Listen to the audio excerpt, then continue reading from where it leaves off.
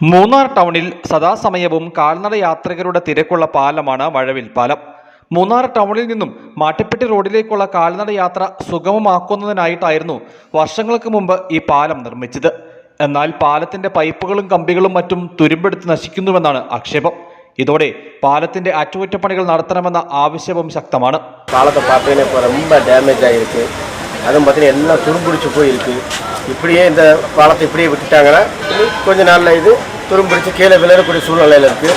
அதே மாதிரி பார்த்தீங்கன்னா மழை டைமில் அந்த பாலத்தில் நடக்க முடிய மாட்டேங்குது, கால் ஸ்லிப்பாக இருக்குது. அப்போ சம்மந்தப்பட்ட அதிகாரிகள் இதில் பார்த்து இடப்பட்டு இன்னைக்கு பெயிண்டிங் பண்ணவோ இது மெயின்டெனன்ஸ் செய்யவும் ஒன்று ചെയ്താൽ നല്ലതായിരിക്കും. തിരക്കേറുന്ന സമയങ്ങളിൽ മൂന്നാർ ടൗണിൽ കാൽനട യാത്ര പോലും ഏറെ പ്രയാസമാണ്. മഴവിൽ പാലത്തിലൂടെ ടൗണിലെ മാർക്കറ്റ് ഭാഗത്തു നിന്ന് മാട്ടുപ്പെട്ടി റോഡിലേക്കും ദേവികുളം റോഡിലേക്കുമൊക്കെ ആളുകൾക്ക് സഞ്ചരിക്കാനാകും. ടൗണിലെത്തുന്ന വിനോദസഞ്ചാരികൾ ഉൾപ്പെടെ യാത്ര ചെയ്യുന്ന മഴവിൽ പാലത്തിന്റെ അറ്റകുറ്റപ്പണികൾ നടത്തണമെന്നും പാലം കൂടുതൽ ആകർഷകമാക്കണമെന്നുമാണ് ആവശ്യം. News bureau, Adimali.